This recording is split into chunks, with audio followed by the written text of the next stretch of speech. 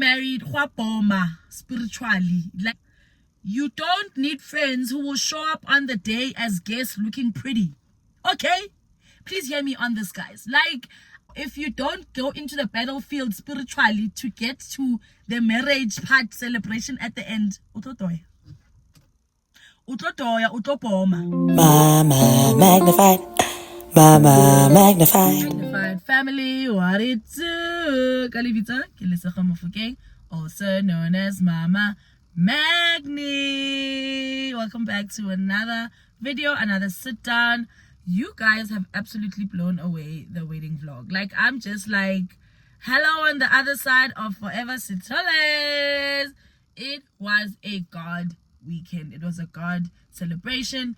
But I just came on here to share and continue to share around that series. The outpouring of love, even from people who don't know the Sitoles, is absolutely mind-blowing. It really speaks to the fact that it really was a God thing. Their marriage is a good ministry, already off to a very good start.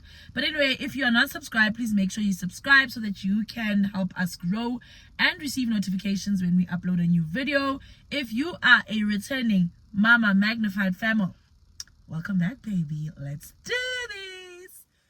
Okay, guys, so I got a lot. When I say a lot, believe me, it's a lot. A lot of feedback, a lot of, very good, heartwarming feedback around the fact that people really were moved at how, when I was sharing the journey of the Sitoles, basically, let me give a backstory. I didn't realize what a seed that will be for a lot of people. I didn't realize that it would actually show my heart for celebrating love, for celebrating God, for celebrating the institution of marriage. And I am just glad that it came out in a way that people received it, even in a way that I didn't think. But it shows you again that it's a God thing. When you continue to be a vessel to God, sometimes you're not even aware how God is using the very thing that you're doing to glorify him. So a very good friend of mine, or someone, well, she is a friend of mine, shared that, well, we're in the form of, I must do a post-vlog analysis because the wedding vlog is being blown up right now. Like, I think in a day we literally got around 200 views, which may not sound like a lot, but for my platform and the views that I get for my average videos, that is quite a lot, right? But I really cannot ignore the fact that for the journey of the Sitoles, everybody has some gems that they picked up from their journey, or from at least the journey that I've shared, right? The little that I've shared. And so it really got me thinking, because when I was reflecting on how it came that I was so intentional about sharing not only their journey but reflecting on mine as well, it really did come as a warranted thing to do, where one of my colleagues or from work has shared that I must probably do this video and share sort of the pearls, or the things that people could learn from the journey. Well, she called it a post-vlog analysis, just like a debrief situation. And I thought maybe let's actually just get to the crux of it in terms of sharing unpopular opinions about the journey to getting married. Of course, you guys would have seen the title to this video already, so you already are tuned in to hear what is this that this girl is going to talk about. What are we all gonna converse about? Don't leave me hanging in the comment section down below.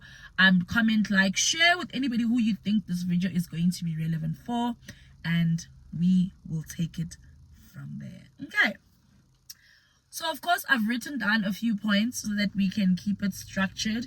But before I go into the 10 unpopular opinions about the journey to getting married, I think it will be very helpful for me to give a backstory, because in everything that I do, own lane, own pace, I am speaking from my experience and what I've learned, and therefore obviously sharing it with you guys. So backstory, years ago, I got married officially got married in 2019. Is it 19? Yeah. So a year before I got married, a very close friend of mine got married before me. Very close friend of mine. She is my children's godmother. So a year before I got married, she was getting married to her very long-term lover, long-term boyfriend. Then they had been together for very long. her too is actually story is quite similar to the Satoles, in the sense that she kept herself pure. She waited for marriage in terms of purity. And it's just a God story as well, right? But that's not the point. So she got married a year before. I was a bridesmaid during her process of getting married, and without revealing too much, I was walking the journey of preparing for marriage with her. And one of the things that we did obviously pick up and learn is, obviously you pick up the dynamics of preparing to get married and all of that. And there was warfare. Sana, the minute you declare that yes, I will marry you, okay, let me not give away my pointers. There was warfare. There was warfare coming from all angles, right? And I saw that and I experienced that. And although, yes, we did support her through the warfare, I don't think I understood the intensity and the magnitude of it until it was my turn to get married, right? So fast forward, a year later, it's my turn to get married, and my guys. Like, when you get married, spiritually, it's like you've signed up for welfare. You're just like, can you please sign me up for that, please? Thank you. And when I walked that journey a year later, this a very friend of mine, when I say she held my hand, she carried me, she dragged me, she opened my eyes, she closed my eyes, she fed me. And I'm not talking in the literal sense. I'm saying she sustained me spiritually. She held my hand because she knew what the journey came with, right? She understood the intricacies of that journey. And friend, guys, I'm not talking about Jenny Avo looking for Deco, and I'm talking spiritually, the warfare that comes with it. Like, it's the things that will go wrong, the vessels or the people that the devil will use to cause a racket in the preparations, the things that people will do, people that you knew and love will start like doing weird things and causing dysfunction, all of that stuff. But she held my hand because she knew what the journey entails. And I remember we had a conversation and she said, friend, we need to buckle up.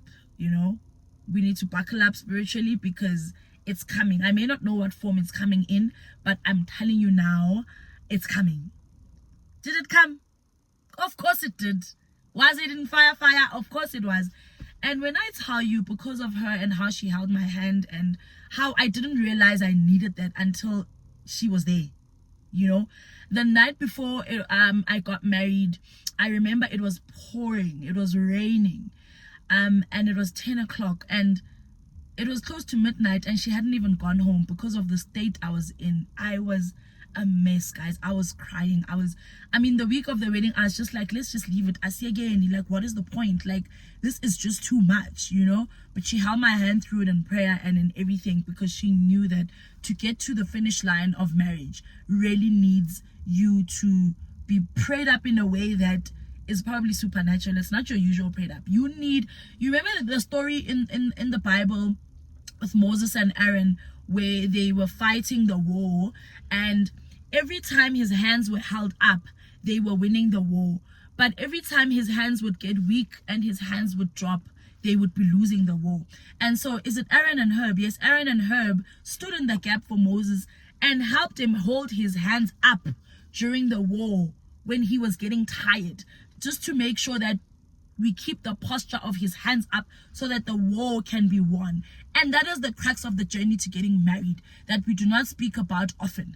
And so she held my hand, and I remember even at midnight, I was like, friend, you need to go home. She's a married woman at this point. She's not there at home with her husband. Yes, her husband knows where she is because we are extremely close at this point. But I think them two as a unit obviously knew how much I needed her there because they had gone through the journey, right? And that's what I want to speak about also, that even the people who are going to be there for you, it's going to be at a cost, right? And I realized when I was then walking the journey now for Unontsigelelo, or for my friend right now, it was really coming from a deep place of wisdom because I had gone through it as well, right? So we transitioned. It's years later now. Nontigela's getting married.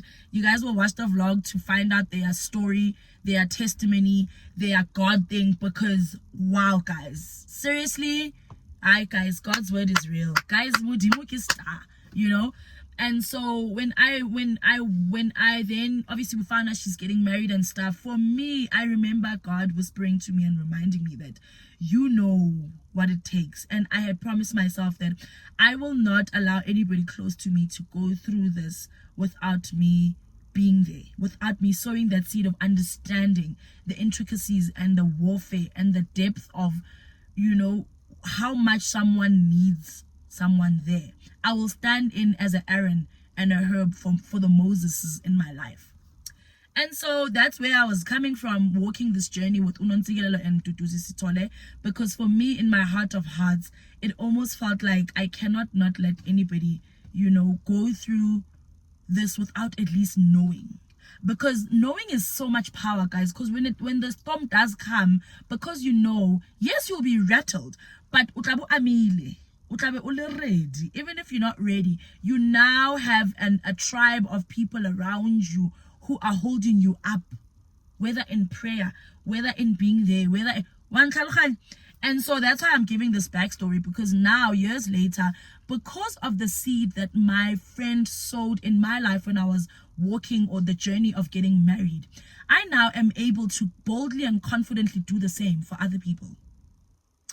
But I'm bringing this up because when I was walking the journey with her before I got married, I don't think I understood the depth and magnitude of it. I don't think I understood the intensity of it. Yes, I was there for her, but with very limited knowledge and understanding. And now that I've walked the journey myself, listen, I knew from A to Z what Unontsigelelo needed in terms of holding her hand outside of prayer. Literally, you are able to apply yourself because you take yourself back to when you were in her shoes as a bride, and you're just like, I know.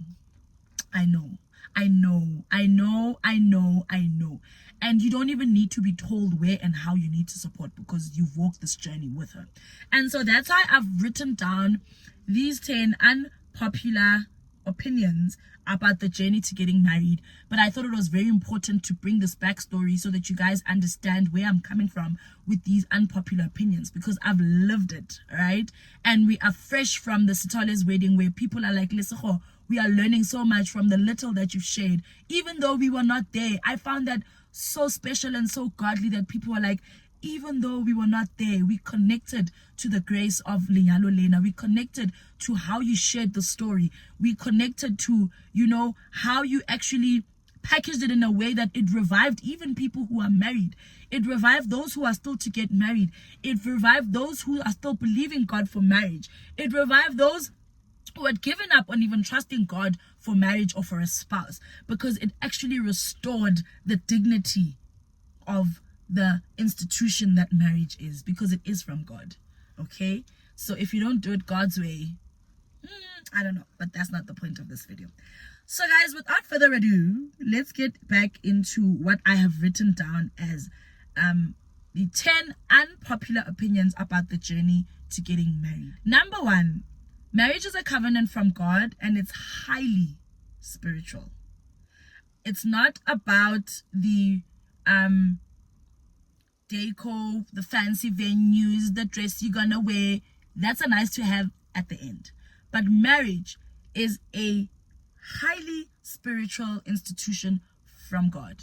Highlight that highly spiritual, because if you don't attend, or if you don't go into the battlefield spiritually to get to the marriage part celebration at the end, it is spiritual first more than anything. That's where it starts and ends. And if you wager and you warfare in spiritual closet, in your closed closet, in the end you will be victorious. It's gonna come at a cost, of course, but you'll hear as I go down through the other points. So that's number 1. Number 2, families are not perfect. They all have their dysfunction, and most times that dysfunction is exposed during times like these. There is no family perfect, guys. Family engu inali dysfunction ya yona, inali drama ya yona, inali. I mean, before you got married, there was already family dramas, there was already family tensions, there was already whatever. So most times it will be in times like these where you are preparing. Remember, with getting married, you have to do it with the family. And Ekamo is bringing two families together. So there's already drama within your own family. There's drama probably within the groom's family. For lack of a better word, not drama, but there's the dysfunction setting. Now you're trying to bring two families together. It's a lot, okay? And we need to acknowledge that families have their dysfunction, and most times they are more exposed during times like these, because now there will be people who also want to throw their weight around. You know, there will be people who want to make it about them when it's not about them. I remember a time during my my processes of the last day when they came to finish up Lobola, and it was now Mathabiso, which is the day we exchange gifts. It was the last meeting essentially, and the meeting was dragging. So the plan was in the morning they come Mahadi, and then in the afternoon from 1 it was now the celebration. Then there was outside set up everything. Now the meeting is not concluding in the morning, and my mom was not. The mom is not, can't be part of the delegates, right? So now the meeting is not concluding. The meeting is not concluding. My mom, the meeting was happening upstairs. My mom was downstairs with busy and stuff, and then my mom went upstairs and politely asked to interrupt and have her say. And she said, oh, so the crux of it was from the last delegates, Abakonyi, from last time to this time, they had agreed on 3 sheep. And now there's only 2. So essentially. The other side is saying, no, we agreed on 2. The Mufukeng, my husband's family side, is saying we agreed on 3. I don't know how they distributed. One must go away, whatever, all of the stuff, right? So now there's this back and forth of this 1 extra sheep that was agreed on, but the other side is saying that's not what we agreed on, right? And it's going on and on and on, like, you know what I mean? The letters are written already, the monies are paid, the agreements are signed. Mistaking, guys, a whole sheep. If it was the Lamb of God or a thing, I would understand. But seriously, a sheep, you know? And the other tricky part was, I think on either side, one of the delegates who was there the last time wasn't there this time. So, you know, there isn't a way to clarify. My mom went up, guys. Guys, with due respect, Hans later back and forth, listen to an agreement and a what? Lolana letsa lona, lisinyetsa bana. So ke find a way to reach a consensus because if you are struggling with power struggle here, you know, so things like that when it comes to family dynamics need to be acknowledged. It is there, it is a barrier, it is a challenge. It needs wisdom for you guys to be able to navigate it as a people within both families. Unpopular opinion, right? Number 3, you will need friends who will hold you up in prayer from the time you say yes to the marriage proposal. You don't need friends who will show up on the day as guests looking pretty. Okay? Please hear me on this, guys. I experienced the power of having friends or sisters who are not there to take content and look pretty on the day. No, my dear, if you love your friend and you understand what I'm talking about right now, she needs you to hold her hand from the time she shares, because it is about to go down in the spiritual realm. It is about to go down with preps. It is about to go down with finances. It is about to go down with the dynamics. It is about to go down with her emotions, with how she's feeling, with navigating this new peak season that she's going in. Never ever find yourself as that friend who just pitches on the daily thing. That's if it's your heart. That's if that's who you are. But that was what I told and promised myself I will be to people who are really close to me. You know, to just be that friend who is upholding them. To be an Aaron and a Herb for Moses is labor. It's a labor of love, though. It is what God expects of you. For me, it is standing in the gap to represent God in your friend's life. I'll leave that one there. Number 4, finances and resources somehow scatter and are never enough. Focus on the main objective of the day and don't sweat the small things. This one was more of something I know I did very well, because at that time I was not in a position to have the fanciest of weddings. But I'm so glad that I'm a very grounded person. Like, one thing I'm glad God wired me is I don't struggle with that. I don't look go next door. I can look for inspiration. and you know, to when you praise someone, you know, to be happy for them. But I never take that and carry it on my shoulders and make it my own. And I'm glad I don't struggle with that, because at the end of the day, we had to work within our resources when it was my wedding, and we had already had our first son, so we were building a family already. And I'm glad that we were able to have a wedding within our means. And we were supposed to have our white wedding in 2020, which we planned for April 2020. March 2020, what happened in the world? COVID, my baby. So we cancelled our white wedding, right? But even the year before with our mahlabi, so we did it within our means. And I had to remind myself, the goal here is to unite two families and for us to be wedded.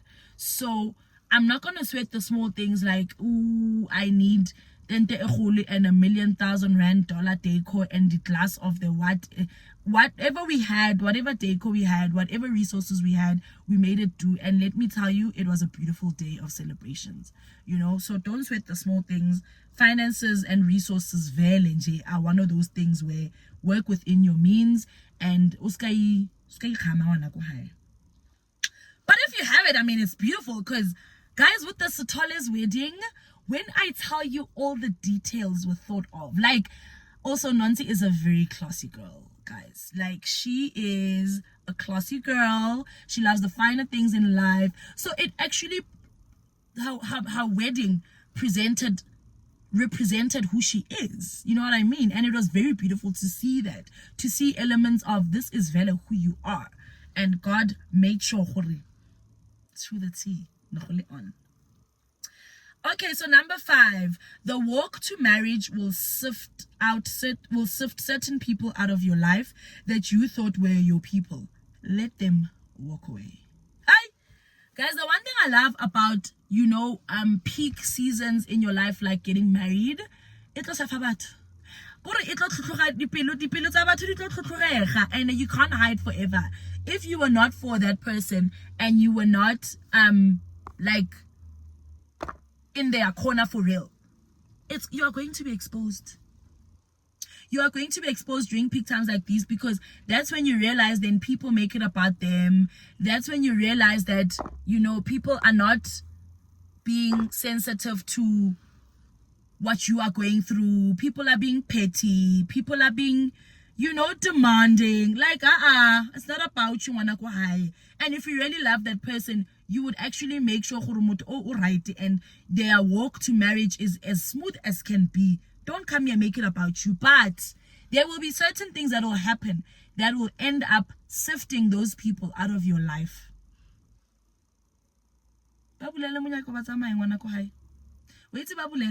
Mudimu will orchestrate that so nicely, so beautiful, so tekemal. It's gonna be effortless for you to say, oh, thank you, bye. Okay, so number 6. Listen to this one. It's gonna rattle a few people. What newlyweds need after the wedding is done is for everybody to back off, give them space, so that they can figure themselves out without the noise. Remember now, they've never been married before to each other. It's a new journey. They are barely just trying to recover from this whole ordeal and spiritual warfare and emotional whatever and family whatever, and smiling for 3 days and emotionally is everything fine. They're just coming out of that, and now they are finally married on the other side. They are finally husband and wife. I'm going to back to space after that. They now need to figure out what, when, why, who. Back off, guys. I remember feeling that way. I was just like, can we talk us through this? But after this, fine, here and there we'll give everybody what they want in terms of family. This one saying this must be done like this, it's fine. But after this, when we are on the other side and the ink is dry and we've done everything we need to do for us to say we are officially married, I remember feeling I need everybody to leave my husband and I alone for the rest of our lives. Sort of. Okay, well, to figure ourselves out, because it was beyond over. Guys, what's overwhelming to the power of 5? You know? So that's what newlyweds need after they get married, guys. Like buffing spacey, and have boundaries and know your place. Know your place. Know your place, please. Number 7, not everybody who is celebrating with you is happy for you. Stay prayed up so you can discern who those people are and love them from far. This is similar to the sifting one, but this one is similar to even on the day of celebrations and what people are happy for you in. You just get those people body jabs here and there, or their behavior is very unwarranted. Anyway, you put and like, kanjani? Is your heart right towards these people getting married? Or you are a wolf wrapped in a sheepskin, or English. No, not everybody who's celebrating and happy with you is really genuinely. Like, if God were to do a heart surgery and open up, you would see not the one. So it's important for you as a newly wedded couple to also be able to discern and stay prayed up so God can show you. God always finds ways, guys. He finds littlest ways and things to show you. You know? So you have to love those people from far. I mean, we don't discard people, but at least you know in your life that is wisdom. That is wisdom.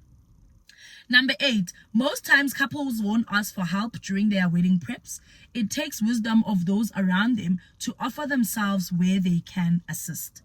Outside of finances, in terms of assisting, even in time, in advice, in running errands, guys, there's many ways you can help people who are working the journey to getting married outside of There are many ways. I remember I even managed to take leave during the week, nonsense thing, because a lot of their celebrations were during the week. So it was Thursday, it was Friday, and then Saturday was tall. And to see the impact of offering your time, and you realize that there'll never not be a need when you offer. And because you've already walked the journey, you already know certain things and parts where they will need you. You already know there's errands to be run. You already know there may be food to be cooked. You already know there may be pots to be washed. You already know as a bride the things that you forgot. Sana, I forgot to mention that when the day before my matlabi, so on the Friday, this very good friend of mine actually called me up and said, "Friend, and we realized, no, one of my outfits was Chigiza. I don't know if you guys know that blue Chigiza wrap dress, that's worn by married people. White. And when my one friend asked, "Friend, how are they all set?" And I was like, actually, I cannot hempe white because hempe white. I had the kubo and the Chigiza because my family bought it for me. Nekisna hempe white. Nekisna di thaku that I'm gonna wear with my Chigiza, because many outfits will need different shoes and stuff. And I'm so grateful. Outside of holding my hand spiritually and all of this deep stuff, she used her wisdom to understand that there could be things I forget as a bride. Myself. And friend, she went and she's like, "Friend, let's go get you your things. Ke Friday, my things." So small things like that, like I said, if you've walked the journey, you already know why it's friend. What did you when you pack to go you forget to pack certain things, you forget. Guys, just avail yourselves. There's many ways you can help. And then number 9, the bride and groom won't be in their best of moods throughout the process. They are highly overwhelmed, stressed, and even agitated. Please give them grace. Give the bride and groom grace throughout the process. And again, I'm going to reiterate, if you've gone through the process, you know how it feels. So when they are agitated or why was I no, it wasn't me. No, that's not the time for that. You somehow need to diminish yourself, or you need to not make it about you and extend grace to them and understand that the headspace they are in is extremely there's no way of even being their normal self. And so we need to extend grace to the bride and groom during the process of the entire walk to the end of the marriage celebrations, because Juaniwa guys, there you are, your head is spinning, Other parts of you, like I said, you just at some point you're like, ask you again, what is the point of all of this, you know? But remember, Aaron and Herb are holding up Moses in that time to help, particularly for those moments. Give them grace, guys. Don't make it about you. I'm not saying it's right if bachikana or they snap or ing, but give them grace for that moment. And then you'll be able to reflect and go back that they didn't wake up with ill intent to say, "So chika unkumuntu." They want you guys there to celebrate with them. That is not their intent. It's just to manage the situation at the time when things are heated and there's pressure. Number 10, as I wrap up this video, when all is said and done, the things that seemed like this big deal won't matter. When the happy couple is wedded and the warfare is done, God will be victorious and all the glory belongs to God at the end of it all. Drops the mic. Guys, I want at the end of it all, when God is glorified and all the schemes of the devil were not successful and the happy couple is wedded. Remember, marriage is a covenant from God. So when they are finally wedded at the end, the glory belongs to man. The victory belongs to man. And that is the crux of all of it. As long as God is glorified at the end of it, no matter the price that we paid for it, how sharp, it is worth it. Because firstly, Jesus died on the cross for not this sinner who's still taking, trying to figure themselves out and live holy and still trying to, live a righteous life. He died for me. Died on the cross, bruised, beaten.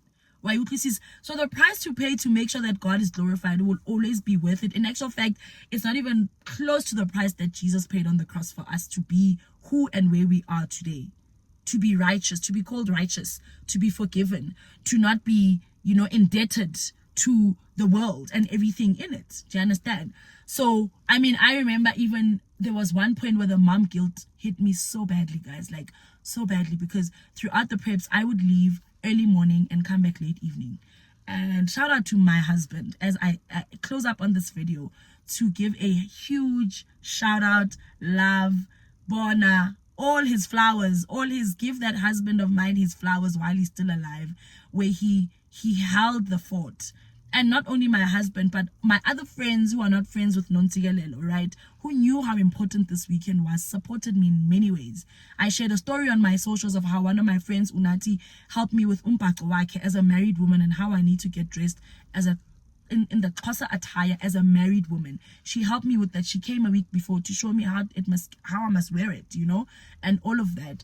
And so shout out to my husband, who as a married woman who still has children and have a husband at home, he allows me or gave me space to be there for other people who mean a lot for me in my life. And from Thursday, Friday, Saturday, I was leaving home early morning and coming back late evening.